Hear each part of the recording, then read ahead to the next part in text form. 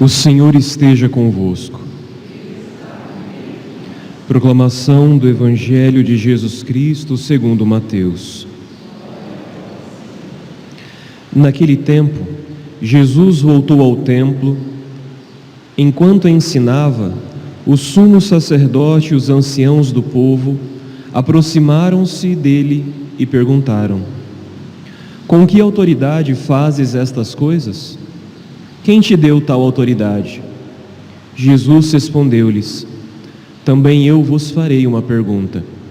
Se vós me responderdes, também eu vos direi com que autoridade faço estas coisas. De onde vinha o batismo de João? Do céu ou dos homens? Eles refletiam entre si. Se dissermos do céu, ele nos dirá: por que não acreditastes nele? Se dissermos dos homens, temos medo do povo, pois todos têm João Batista na conta de profeta. Eles então responderam a Jesus: não sabemos. Ao que Jesus também respondeu: eu também não vos direi com que autoridade faço estas coisas. Palavra da salvação.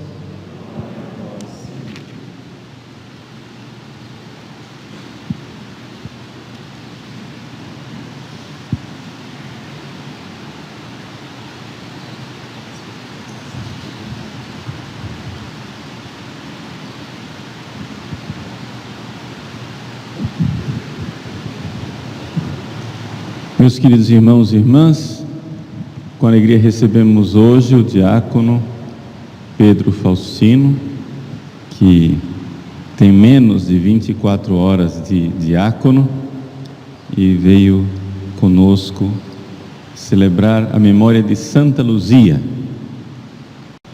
Santa Luzia, virgem e mártir, ela foi das últimas a ser martirizada na última grande perseguição que houve no Império Romano, a perseguição de Diocleciano, uma das mais sangrentas e mais terríveis, antes de Constantino proclamar a paz para a Igreja.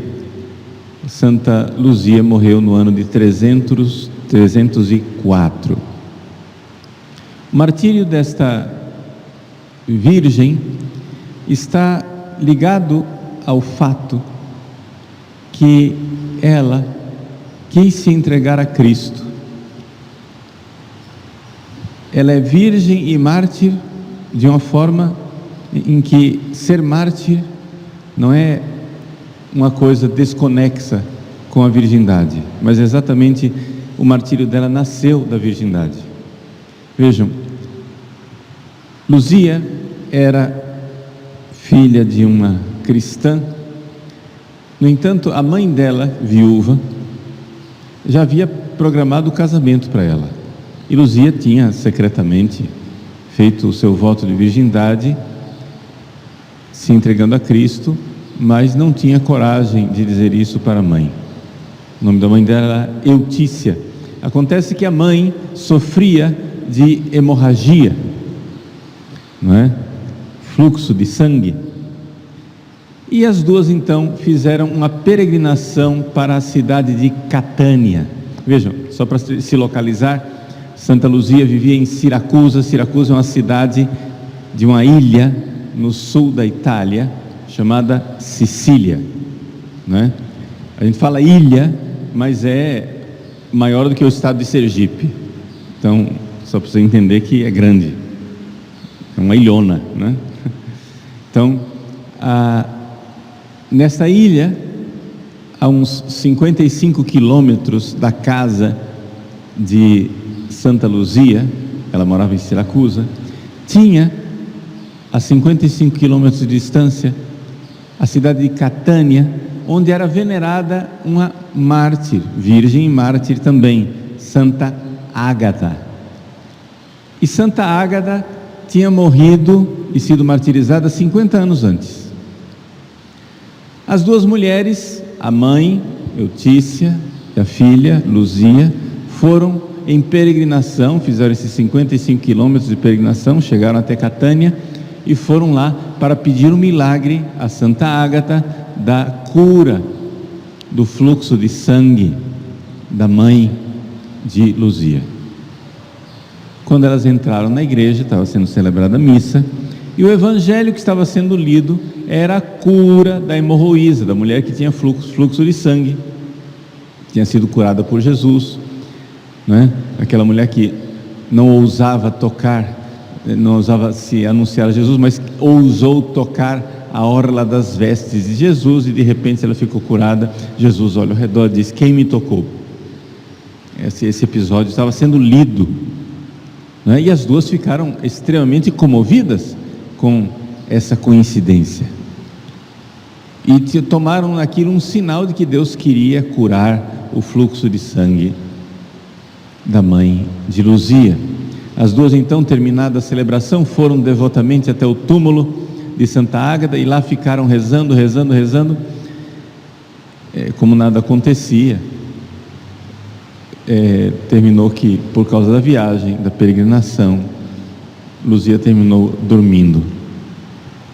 E dormindo ali diante do túmulo de Santa Ágata, Luzia teve um sonho. Ágata apareceu para ela no meio dos anjos e disse: por que é que você pede para mim aquilo que você mesmo pode fazer pela sua mãe? Você, como eu, será mártir, e através de você Siracusa será tão famosa como Catânia.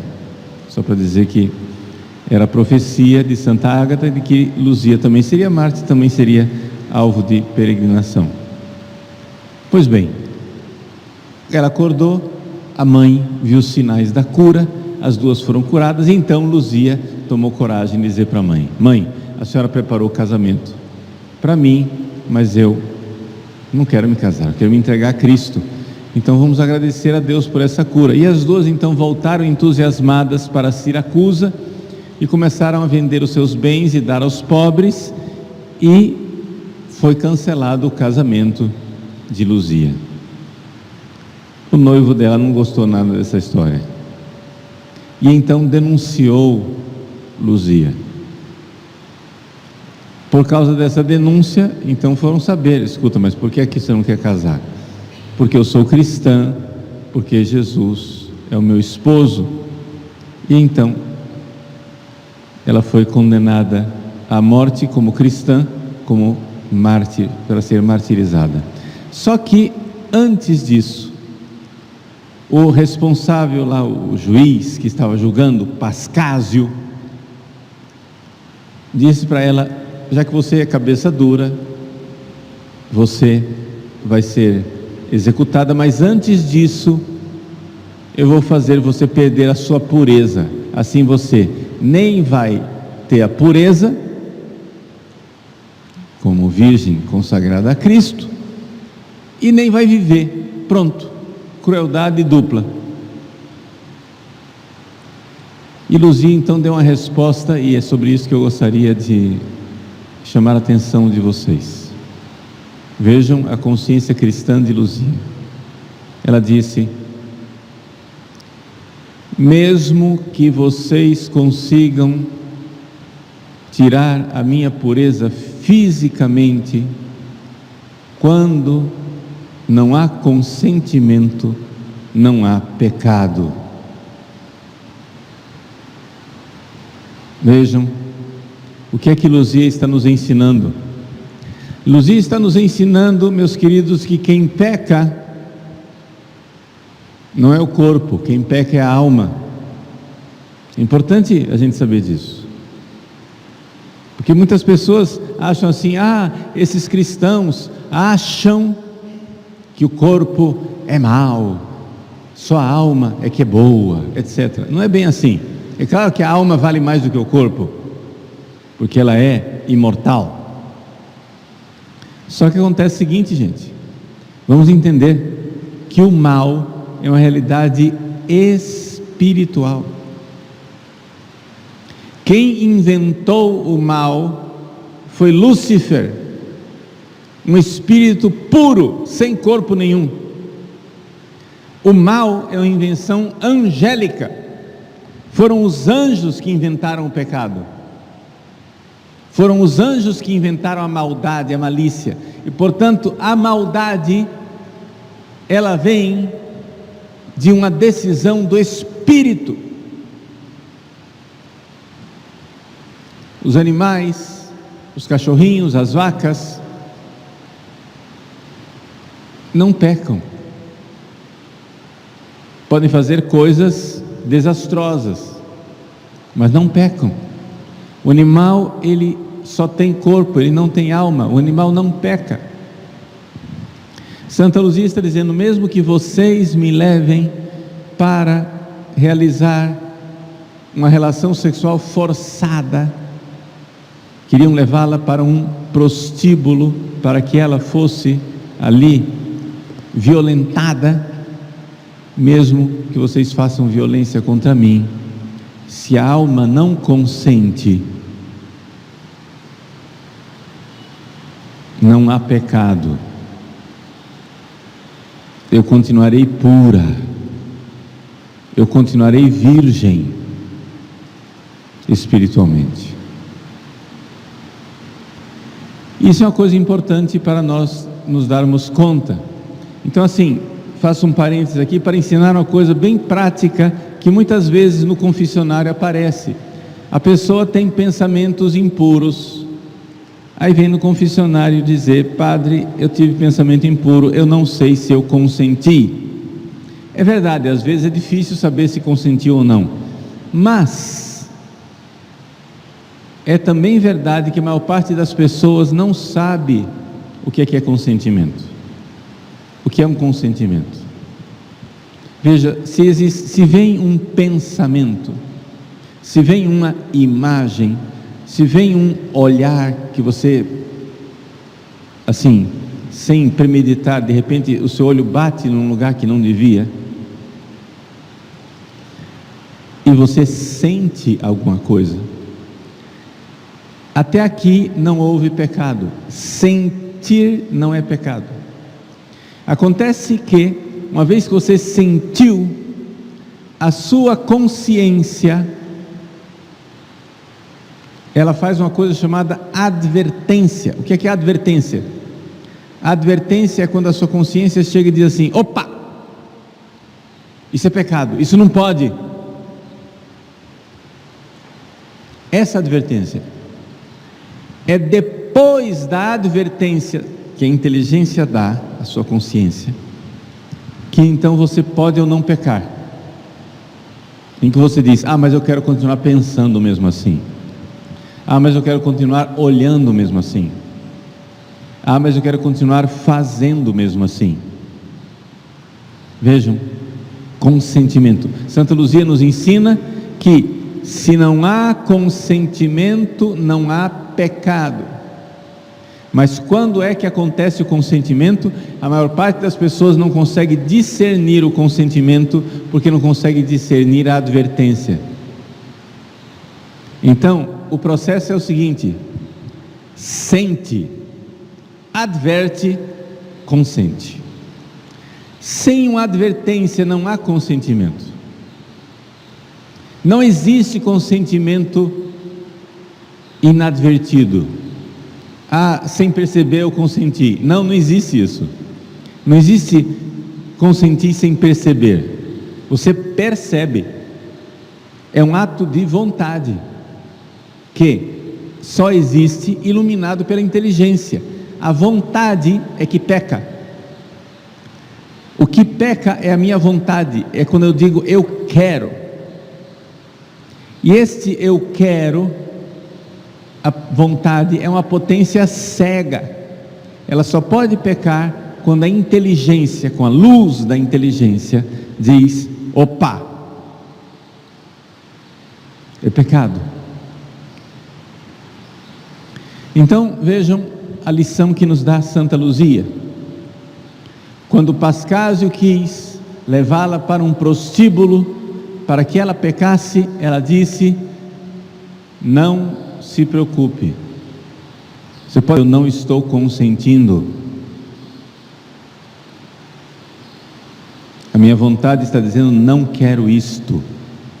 Se o meu corpo não é forte o suficiente para impedir o que vocês vão fazer, a minha vontade é forte o suficiente para impedir que o pecado aconteça. Vejam a lição de Santa Luzia. Acontece que Deus veio em socorro da sua virgem, da sua esposa, e então eles não conseguiram mover Luzia, ela ficou pesada. Juntaram não sei quantos homens para carregá-la para o prostíbulo e ninguém conseguia tirá-la do chão. Pegaram umas juntas de boi, amarraram Luzia e com os bois começaram a puxar Luzia do chão e não conseguiam mover 1 milímetro. Ela simplesmente não saía, estava pregada no chão, pesada.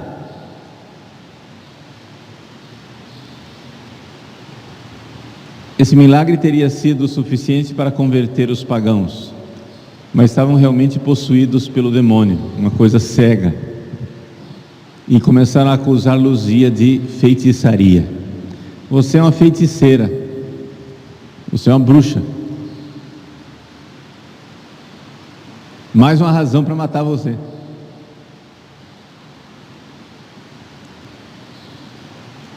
Então juntaram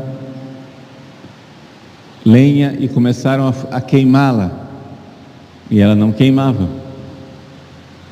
até que finalmente com a espada cortaram a cabeça de Luzia e ela foi martirizada. Vejam, esse é o testemunho dos mártires que nos ensinam como é que nós podemos guardar a pureza no nosso coração. Não existe pecado se não existe consentimento. Consentimento. Santa Luzia também é conhecida como padroeira que protege os olhos, a vista, a visão. A imagem de Santa Luzia tem um prato com 2 olhos. Isso não tem nada a ver com o martírio dela, ela não morreu arrancando os olhos, nada disso. Isso é uma lenda que surgiu tardia. A devoção de Santa Luzia como protetora dos olhos é por causa do nome dela.